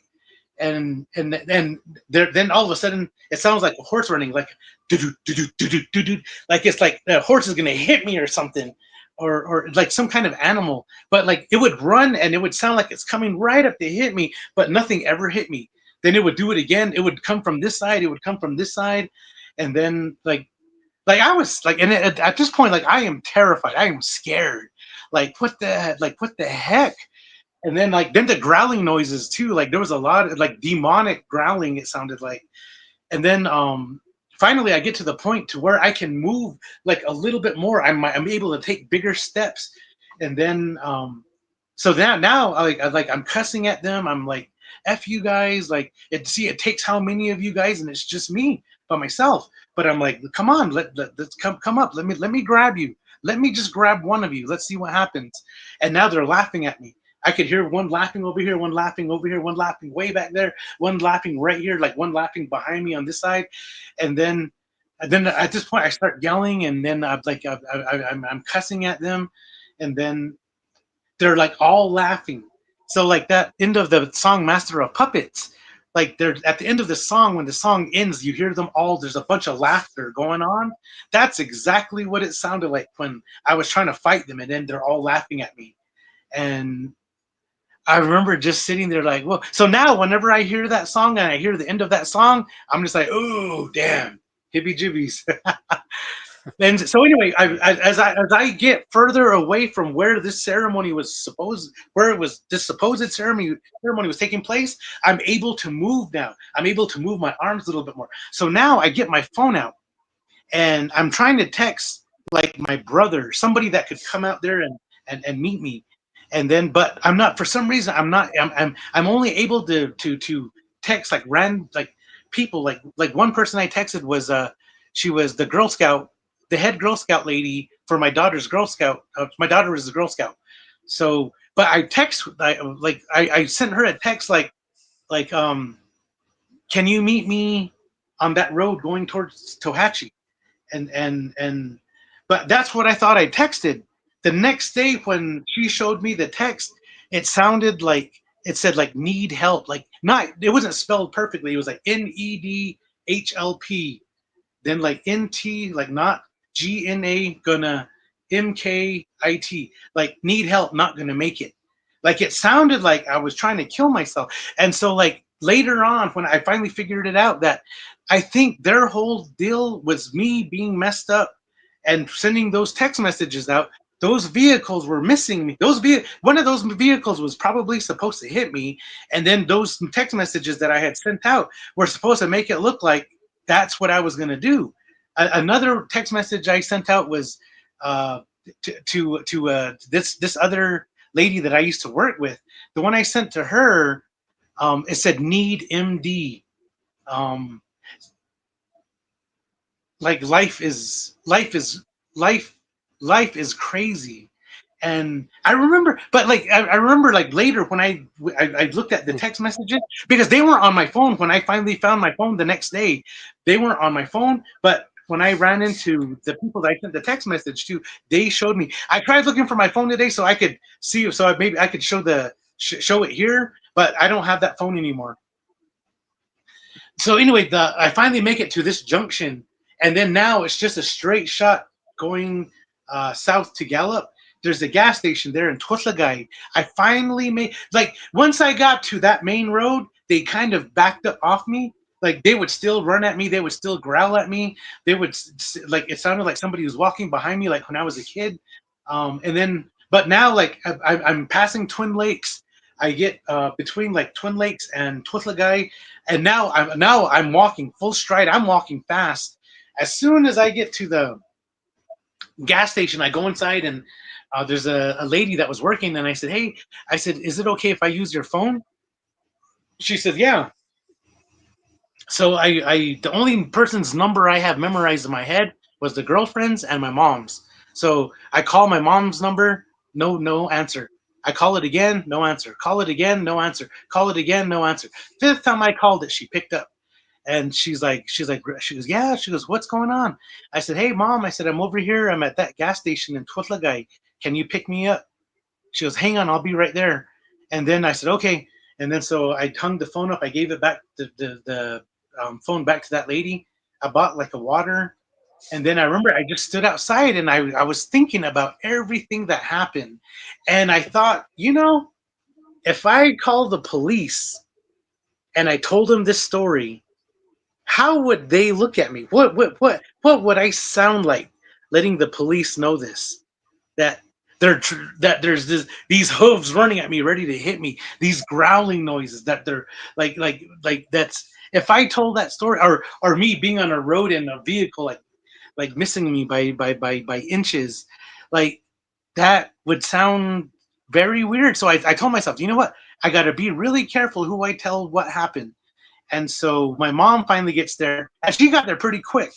And I was like, "Whoa! Like you got here pretty fast, Mom." And she goes, "Rippy," she's like, "You never ask for help." She goes, "I know that something is going on." So I jump in with her. Then she takes me to one of the that restaurants on the north side that's open all night. We get some pancakes. We get something to eat, and then I'm like really hesitant on telling her what just happened because I'm trying to make sense of it still. Like it doesn't make sense to me, and like I don't want to. And I know she's gonna be asking me like, "Well, have you been drinking? Have you like what have you been doing?" And so finally, I'm like, "No, do you know what? Because if something happens, I want someone to know that something really weird just happened to me." And so I start telling my mom, and my mom just sitting there listening to me, listening to me. And then as I'm telling her the story, I look up at her, and she's just still like looking at me. And finally I told her the whole story, and I'm like, "Mom, do I sound crazy?" Then my mom goes, "No, you're not crazy." She goes, "Unfortunately, this is part of our culture," and that she goes, "Normally, if you would tell somebody else this story, yes, you definitely would sound crazy, and that's what they want you to sound like. Like you would sound like you're seeing or hearing things and stuff like that. But yeah." But she goes, "I believe you. I believe everything that you said that happened." And she started telling me like some stuff that she experienced when she was growing up and even as an adult. And Yes, then so that's uh, that's one thing with the culture. Like you said, it comes with the culture. Um, I keep telling people like, yeah, this what they call skinwalker, this Yanagos, the witchcraft that's very much real, and it's still active right here. So it's kind of even you say like, I'm Native American. Where are you from? Oh, I'm Navajo. Oh, you have any? What's the deal with the skinwalkers? That's like basically the second question they ask afterwards. So uh, it just comes with territory, bro. So Hmm. Yeah. 1 second before we continue on again. We got a lot of people. Well, we got some jokers in the chat box. Oh, I am not gonna bring that up. Never mind, never mind. Let's see here. Um, we got a joker there. See here. Cam's Razor Montana. Let's see what he say here. Okay. Intuitively, you could tell something is wrong. Other people could also. However, there is also recurring denial. Do you think that there's an element of mind influence enchantment the victim struggles with? Yeah, that's what we're saying. Like he was being enchanted the whole time. That's definitely one thing that did happen. We see here Carla Washington. Rippy, how did you get away from her? And she said she comes back again. Rippy, where can I get your book at? wow, um all good right answers now too. Good questions. the book is still being printed. They gave me a date to when I would possibly receive it, which would be right the day before Thursday before Halloween. So I initially ordered, I think it was 200 copies. And then because I don't have the artwork that I want for the book, it's like I said, it's just going to be um, typewriter font. So I dated a Skinwalker by Rippy Williams, and then then it's just all black. But the next batch that I get printed is gonna that there's some artwork on it. The artwork is actually me on top of that hill when I thought my grandma was walking up. Hmm. Mhm. Wow. Awesome. And But yeah, so we have as as soon go as I ahead. get the, I'm not gonna really, I'm not, I'm gonna sell it privately at first. I'll probably put up a website, and then so we could purchase it through there. I'll be at the flea market in Gallup selling it there, and I'm gonna reach out to the Navajo Nation museum and see if they want to pick up some copies from me, and then just to see like how we do, and then just like some outlets like down in Cameron, they have that trading post. I'm gonna go visit places Mhm. like that if anyone wants to carry the book. Oh wow. Oh, awesome. Look out for the flea markets across the res, everybody. And Mhm. while you're doing that, can you I'm gonna do something like get a paper, I'm gonna print Darren's face, his height, and maybe his weight and say, hey, single, $100 down. I was just kidding, Darren. Try and sell Darren off here, Yeah, guys. That was we'll playing. get another victim right there. Single and ready Oh to shit. Oh man, we got Darren right here. Test subject. Any skinwalkers want to cuddly guy? It's cuddly season. It's gonna get cold out there, ladies. Anybody? Just play. And she asked also Carla Washington. She said, "How did you get away from her?" But I think you're gonna get to that pretty soon. uh, And go ahead, go ahead, go ahead. like before we get before you get started, Oh, okay. this area that you guys went to, that they took you, was there anything odd about that area? Was the I can understand like some people have or some like these dark uh, practices. They have their how would you say it? Their defiled place. Like the place where they go specifically just to do demonic stuff or witchcraft stuff. yeah. Just like the holy people have their churches, or they have their areas they go to pray. Was there anything odd about this area that they took you to? Not really. There was just Um, no houses out there. There was, and like I said, the dirt road that led up to it, it hasn't been driven on that much. It was just like Hmm. just you could see where the two tires were at. That's it. Like there wasn't much travel back there, and I've driven back there a couple times just to look at the area. But still, like yeah, it's really secluded. There's no one lives out there.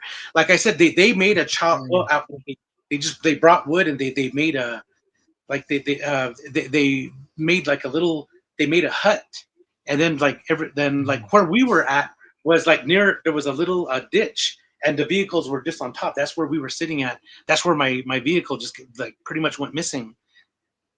Hmm. And let Yeah. me backtrack on this part. This was like probably the 2 days before she got upset and broke that arrowhead above my door. We were talking about TNR, which is a grocery store. Like right as you leave Gallup, New Mexico, they sell fresh butchered mutton there. Uh, and so every time she got her food stamps, she would always get me a rack of ribs from TNR. So it was funny. We were talking about TNR, and she was getting ready to go to TNR, and she was telling me, she goes, yeah, she goes, I remember back in 2004, I every time my mom went to TNR, she goes, I would always go with her. And this is when not the new TNR building, we were in the old TNR building. She goes, I used to go with her because I used to like to check out the guys that worked in the meat department. And so I asked her, I said, what grade were you in then? She goes, I was a freshman in high school. And I haven't said this part yet, but I was 11 years older than her. And so um, when I said, so you were a freshman. I said, what year was that? She goes, it was about 2004. I said, yeah, I used to work there in 2004. And then she smiled at me and she goes, I know. And I was kind of Yeah. like, whoa, whoa, what the heck was that? Like, I don't know. And then I didn't play into it that much. I didn't ask her any more about it. I just it wasn't until later that I thought like, whoa, wait a second. And then so anyway, after what all was said and done, I figured out that when I graduated from Marine Corps boot camp, that little girl that I caught outside of my from my grandma's house, she would have been the same age as that little girl that I caught. And Wow.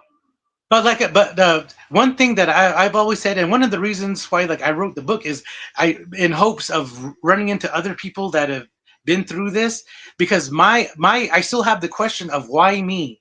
Like there is nothing special about me. I'm not like like why me? Like especially if it was that if it was like planned out from for a long time, like what's like, there's nothing special about me. Like how was I picked? How and why is my You just question. attract crazy girls. You just attract the crazy ones. Hmm. It happens to some of us. Thankfully, Darren, you do not experience that. Not just kidding. I'm just kidding. I'm pretty sure Darren has someone watching outside, or probably has a hair doll of Darren somewhere out there. uh, Give it back. Not just kidding. yeah, That's just funny. yeah. If so, she's putting a needle in my back hurts though. So, oh shoot. That's my back. Not just kidding. But go ahead, Ricky. I'll let you. Yeah, so anyway, we go into town, like we eat. I tell my mom the story, and so at this point, the next day, I um I go back out there, and I look at my vehicle's right where it was at. Like I said, it just, I don't know how it disappeared from. I was there the night before, but it was right where I parked it. I opened it. I looked at it. I looked all around it and everything, and then I get in it, and then I park at a certain area, and I walk back up because I wanted to look at my footprints. My footprints was like I would shuffle, like I was shuffling my feet, and then I made a circle. Then I would shuffle it some more and make another circle, and I did this for over like 7 miles, like, and then I Wow. don't remember walking like that, but that's what my footprints look like. And about maybe 4 miles from where the, and the weird thing about it is they already took everything down that next day. Like there was nothing out there. Just my vehicle was just sitting out there. Like everything was taken down. And then so I find my phone. My phone is sitting there. And then as soon as I pick up the phone, like I had a certain, my phone made a certain noise when I would receive a text message, but when she sent a text message it sent a different noise, and then I heard it. When I heard that text message pop up, I remember the hairs like stood, and like that fear just hit me again. And I read her message, and she's like, hey, what are you doing? And I was like, I do not, like, I don't, I don't know if I want to text her, because like at this point I still thinks that she thinks that I was drinking, and but I, like, I don't, she wasn't there for all this that happened. And then she said, then it took me a while to text her back, and I finally texted her back, and she says, let's meet at Applebee's. So and at this point, like I'm kind of terrified to see her, to meet up with her. But I somehow I go to Applebee's anyway, and then I walk in, and but before I did that, I don't know why, but I started that next day. I was praying, like I was, from morning until, like I was just praying all day. Like, what happened? I don't know what happened. Like, I don't. How do I make sense of this? What do I do? And I was trying to get in contact with this guy that I know who's a medicine man, but I couldn't get in contact with him. And then so I went to a church, and I talked to this one pastor about what happened, and he kind of had a little bit of insight that I kind of liked some of the stuff that he had said.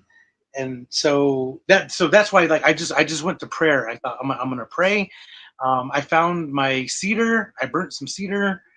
Uh, I remember there was this old white couple that used to live in front of me. They told me to get some salt and then just put it around my place, and I did some of that.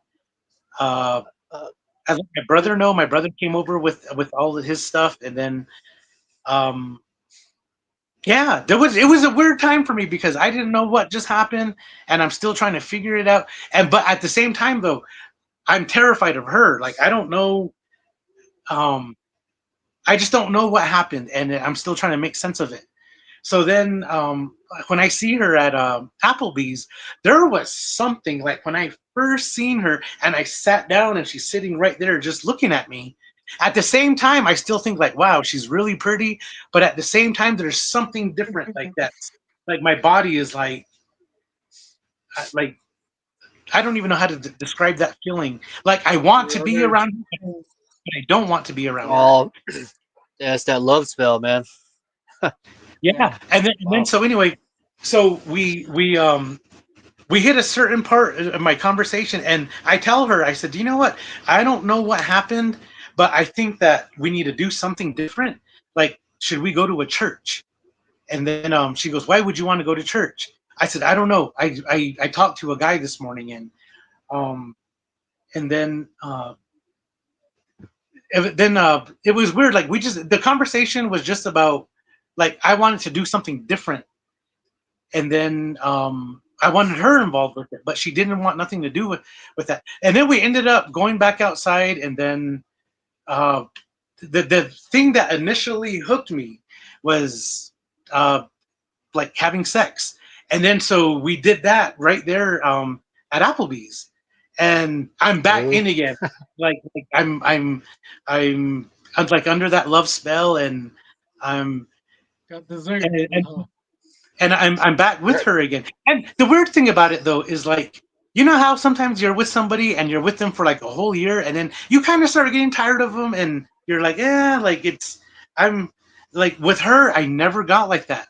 It was like every day was like when I first started really liking her, every day was like that. And so for me, it was hard leaving her because, um, and then once I figured it was her, like I remember it was just one day where I got that feeling again, like there's something not right. And I was asking her, like, then I asked her, I said, "Are you doing this to me?" And then she goes, "No, Rippy, you're just stupid. You don't know what's going on." And I'm like, no, I'm like, you're doing this to me. And I remember I called her out. I told her that she's the one that's doing that to me. And then I said it. I know they say that if you confront a skinwalker and you tell them that's what they are, that something happens to them. And I did that to her, but nothing happened to her. And then from that point on, it was really weird. Like everything in my life, like just chaos, like even with my home, with work, everything. Not there wasn't like one thing that was right and okay. And then like, even my home, that you could hear something running on top of the roof at night, and it got really bad, like even and then real so bad that I remember my nephew slept over one night, and he never slept over again because he told me that there was a man talking to him through the wall, and that thing that just kept running around, it's running around outside. You can hear it right up against the window, and so I got so used to that like now that doesn't scare me at all now. And I usually, when I Hmm. worked up in Montana, like they gave me a bunch of bear spray up there. I probably have like 30 cans of these, and so whenever I hear something outside and there's a breeze, I'll just shoot it on top of my place, and it just goes over my home. And you then yeah, nothing. Well, and then for me, like once the thing, I think the thing that really pulled me out of that, away from that, I met this veteran. He was a really big, muscular guy, and uh, I remember like we were talking, and we had a lot of similar stories. He went on a deployment himself, and then he was telling me, he goes, "Well, brother," he goes, "you know what? There's something that he goes, I seen you. I know that you're just going through a lot in life right now," and he goes, "I want to tell you that I've been right where you're at," because he was from Puerto Rico, and he's like, "There's a lot of like like uh brujerias, like witch stuff that they do down there as well." But he's like, there's one thing that pulled me out of that saved me, because he says that I think that I would have died from alcoholism, from drugs, and just that life. But he's like, there's one thing that took me out. He goes, I met another veteran that told me that finding a relationship with God is is is um is something that there's protection in. And it's funny though, because like that, the medicine man that's a friend of mine that I was talking about earlier, he told me that I remember it was a story that he was telling, some kind of story about how there's certain Christians, people that say that they believe in God, that when they try to do evil towards them, that there's like a bubble that surrounds them, that there's nothing able to bother them. But he's like, not every Christian though. He goes, there's a lot of Christians that'll proclaim it, and they'll have all these Bible verses posted they're on their doing Facebook, dirty but they things. don't have that bubble around them. But he's like, there's certain Mhm. ones. And then he's like, Yeah. he goes, I believe it's all your relationship with God. And then Mm-hmm. Whoa. Well, Whoa. Oh. Oh. That's ah, paranormal right there. Oh man. That's very, well, very, very sketchy right there. yeah. Well, Wow. Rippy's getting to No. the Rippy's Oh, getting the to that soul part, does not. uh, Yeah. saying that it's you find peace in life. You find peace in life with this in this world through the love of Jesus Christ, and it's a good thing to have with you, even uh, as a younger man. You don't think about it, and then when you get older, you find the world's kind of a really lonely and violent place. So take your time out. Thank God for living, breathing, and the people that are around you. Um, it's not a really huge sacrifice, to thank God for all this, and in return you get eternal salvation, which is a good trade by my standards, huh, people? Yep. So, And then uh, here's Oh yeah. Yeah, he hopefully he comes back on. I don't know what in the world yeah, happened there. It was just like the Sopranos, just in mid sentence. Right here, Melody Alvarez. Whoa, sell him like sheep. Oh yeah, yeah. We got the meat. No, just playing. Don's meat shop, Tina. huh? Arby's is not the only one that has meat. No, just playing. Tina Nimberg, beautiful message. Oh yeah, like he was saying, like it's just all starts off with that fear. You go outside, some people are afraid of the dark. Just right there, you lost the battle.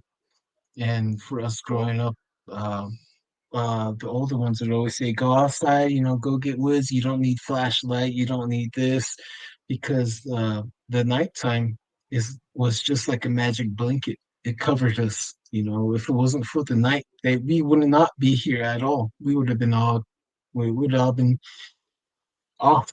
We wouldn't have been Mhm. existing here. So, all starts with that. Wherever you guys go out there, make sure you guys try to maintain your connection with God. And while you're maintaining your connection, seeking that connection, also seek balance. Seek balance with the nature around you, with the air outside, the wind, the breezes, with your animals. Find some way to take care of everyone. Your neighbors, whoever your neighbor is over there, they live by you for safety, and we're supposed to look after each other. And a lot of things like that happens on the reservation. And he was going to tell us a few more stories that he was getting to. And one of the stories that really stuck with me last night, hearing him, Rippy, was when the cop pulled him over. The cop pulled him over, Oh, and he said his ex, the lady, was driving, and I guess they left the bar and they pulled over on the side of the road, and the police was coming up. He said that he seen her put her hand on her stomach, and she put her other hand on back of her head, and she was rubbing in circles. And he was like, "What are you doing?" And she opened the door, and he said she flapped on the ground, boom. And then she started moaning. He said she started moaning a really loud, really strange moan. And he said that she was making a circle with her hands in the air while she was laying down and moaning. And he said the cop came up, they called her an EMT. The EMT got here, they helped her on the stretcher, they put her inside the unit, and he said the cop just left. And then after a while, they let her out of the unit. She got back in the car and drove it off, and he said the whole time she clearly smelled like alcohol, reeking of liquor, the whole 9 yards. And yeah, that story is like it's a wild story. And yeah, one yeah. of the stories that he didn't get to was well, he was at another place with the same lady and and friends and family, and he was hearing something going on like drumming in a shack. And he made his way. He said he was dizzy. Something was going on again. And he opened the shack, and he said that he's seen these musicians. Okay, these musicians are Navajo musicians, And these musicians are currently on the Navajo Nation playing all around the reservation. These guys are heavy metal blues players, so be careful who you listen to. And I don't know if you guys are all moonstruck over one musician. I don't know if it makes you want to throw your panty to the stage or not. That urge is not right. Unless it's Darren. Yeah, Unless it's Darren, we'll make an exception for Darren. yeah, Digitally. Digitally. No, you know yeah. that's true too. The way music was explained to me was it's actually a form of witchcraft. Believe it or not. Like you listen to music and you go, just say you go to like like you said, like a concert, metal concert. Everybody, as they when they go in, everybody's clean minded. But as the show progresses, everybody gets wild, and the mood changes. You can really tell what music does to people, and it's really an odd thing if you really look at it like that. Music is, it's a form of witchcraft, wordmancy, I guess you would say, uh, Yeah. to Yeah. perform and have people. Enchantment. Yeah, exactly, and it's Yeah. a way He to. was under a spell. Oh, Oh yeah, yeah, whew, for sure, man, for jeez. sure. But I Yeah. tell you He this, hasn't I'm even not. come I'm back not. on yet, too. Yeah, I tell you Yeah. this much. I'll be looking at Arby's, or was it? They say Arby's. Uh, oh man, Applebee's. I forgot. Applebee's. I'm not gonna look Oh, at Applebee's. He said yeah. too, and like, oh Lord, Rippy, not in Yeah. front of the kids, bro. That place is really Oh, it's yeah. real close, clustered right there too. Poor guy. Yeah. Right here, Navajo says, I think Gallup girls do that. uh, no offense to the Gallup girls. No offense. No offense. I'm sure you guys make some good fry bread. I'm pretty sure.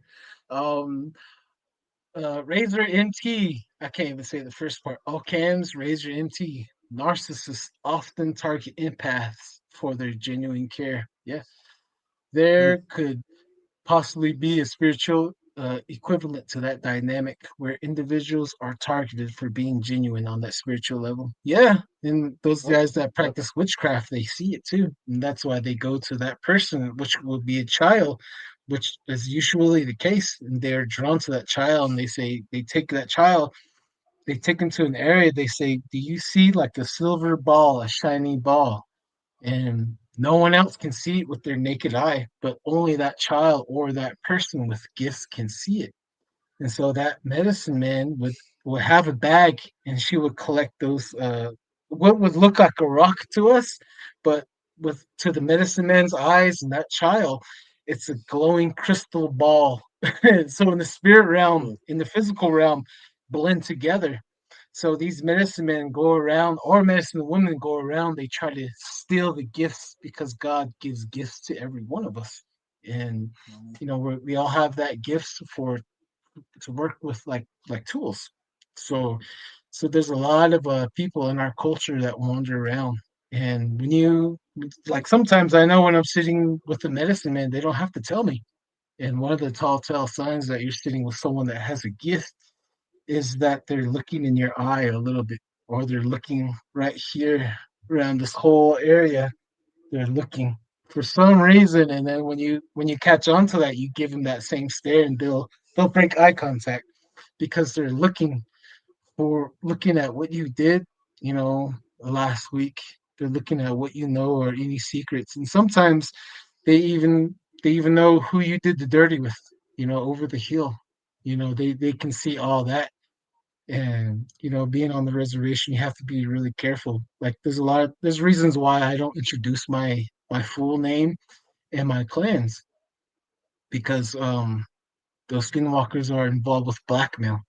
There's got you know they'll hold something against you and over you, and just have power over you. That's the main hook. That's the main game. And like with Rippy's case, I was telling him, I was like, dude, man, she was just buttering you up and putting herbs on you, and just Hmm. eventually sacrifice you. That's what it was all going down. And oh man, he hasn't even come back on yet. Something's going on. Yeah, So yeah. I had listeners out there, a to go ahead. ask him that ultimate question: how do you break He didn't break finish. up with Yeah, with the Skinwalker. You know, he didn't like how did finish. this? Yeah. Yeah, like Oh how did man, that? I'm sorry, guys. Part two coming up, guys. Part two. We got everyone Oh, asking here to say, Melody, what happened to the lady? Is she still alive? Yeah, I asked him. yeah, Um, yep, I yeah. We asked talked him. about He this said last she's night still too, huh? alive. Yeah, And and on occasion, he sees her in the group yeah, that he was with yeah, too. Or yeah. yeah, All of dude, them it's really weird. practicing So witchcraft. Yeah, there's a lot of them in Gallup, New Mexico, practicing witchcraft. So everyone out there, be careful. Be really careful. And Tina Nimberg, a serious topic that's real. Be careful what vibration you expose to yourself. mm, Yep. And then Melody, was that you? I thought I heard somebody. That was you, huh? Hopefully that was you. I heard something. yeah, Melody Alvarez said he was going to talk about God. That's crazy. Beautiful message. yep. It sure was. Oh man. Well, guys, So looks like we're gonna have to play in a part two here with Rippy. He said that his phone is not coming back on at all. He said the phone is flickering and it's frozen. It's not letting him get back onto the show, oh which is wow. very, very, very odd. Which is very odd. Mm. So with the last 8 minutes here, I think I'm gonna start taking some bids for Darren Yazzie. Winter's coming. I have a feeling it's gonna be cold, ladies. I just played, but uh, we're gonna have yeah, to bring him Rippy. back on for sure. Yeah, I know he had a couple other stories too that with besides this this Skinwalker lady. I think you Mhm. mentioned him seeing a firebird or a phoenix, right? Oh yeah, we didn't even get to that. Man. We're gonna have to bring him Yeah, back. Every one of yeah, our that guests that we brought on, we'll bring him back on. But go ahead, Darren. Sorry, yeah, didn't mean to cut you off. yeah, Didn't that's uh one of the guys that I'm trying to get on to. He mentioned seeing one of these these firebirds, these phoenix birds, whatever you would like to call them. But he talked about it too. Uh, what he mentioned, I don't know if you Pokemon players out there, I'm not one of them, but I know the creature that he talks about. He called it Oho. It's kind of like a legendary bird in that little universe that they have. He saw it kind of resembled that to you? the sense where when it was flying, it was like leaving, you know, uh, like glitter, sparkles or whatnot behind it when it was flying in the air. So that's just another mystery out there, but they're seeing stuff, Mhm. seeing stuff out there. And Yeah, uh, to the people who do see something, come on the podcast and talk about it. It's yeah, one thing especially that, that Firebird. Yeah. yeah, for the podcast too, we see a lot of good things coming out of it. People are coming out of the woodwork, and the podcast is, it's giving them courage to talk more about it. Um, about these subjects that you live with and deal with on occasion. So the last Yeah. episode was the same way. He came out of the woodworks and said like, yeah, like I thought I was crazy. It's good to know I'm not. Yeah. Oh, you're not crazy. Yeah. uh, And Melody, yeah, he connected dot that the little girl he chased was him that was following him all along, watching him cut meat, watching him handle his meat. No, I was just playing. So, she did her enchantment spell and all that. She probably has his chonies right now as we speak, looking at it, saying, "You're not that's enough talking about me." Oh, yeah, sever your connection to the that internet. yeah, Crazy. right. Dreamcatcher, huh? Oh yeah. And then Oak Cams Razor Montana. The disconnection is a perfect excuse to have Rippy back on and go in greater depth on the topic. Oh yeah, Yeah, oh yeah, definitely, definitely. We're gonna have to get some questions down and dig a little deeper with all our guests as well. I'm gonna have to write some serious questions down for everyone. Looking yeah. forward to part two. Uh, So go ahead there. so saying that, to all the viewers, the people that are watching this live, hit like, share, and subscribe. And also, you can also be part of the conversation. Leave a message, leave a question you want to answer or have answered out, and if it's there, we'll answer it with Rippy. Hmm. Probably this time forward, get involved. Ask questions Yeah. with Yep. our guests. Another note. Yeah, exactly. Please do that, you guys. Another announcement before we cut the cord tonight. Halloween, 11 p.m. Mountain Standard Time after the last show from the United Public Radio Network. We'll be doing a Halloween special. Maybe an hour, maybe 2 hours. I don't know.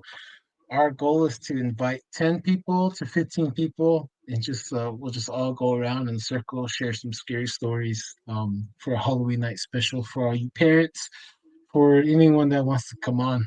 And Melody, she says, the ex isn't invited. No, Oh, no, yeah. please, no, You, no. Keep her away from Darren. Keep her away from Darren. Oh, jeez. Yeah, but man, that's crazy. Like the girl with her face, with her hair covering her face. That's yeah, textbook. Like when you would pull yeah. up on the female Skinwalker, she always had her hair covering her face, and she like the a lot of stories I hear, the female skinwalkers, they have a lot of jewelry, across their arms, fingers, and they have no top, just the hair covering their chest and the hair going spread out across the ground, like really long hair. So Mm. that's one of the stories that correlates a lot with that. Um, with that being the case, Darren, do you want to say latest to everyone before we? Later. Have a good work week. I, to everybody, I guess. Stay safe out there. Oh yeah, everybody, exactly. Make sure you do proper lifting techniques for all your construction workers and all your moms out there. If you're gonna pick up your baby, make sure you use your legs when you lift, please. And uh, with that being the case, I'll close this out right now. Darren, you ready? Yep. You're gonna have to cut the cord. All right. So thank you for tuning in to Don't Whistle at Night. We've been broadcasting live here on the United Public Radio Network, 107.7 FM in New Orleans. And you guys be safe out there. Keep your eyes open. And remember, don't whistle at night. You guys have a great night. See ya. If you have a paranormal experience that you would like to discuss on the show, please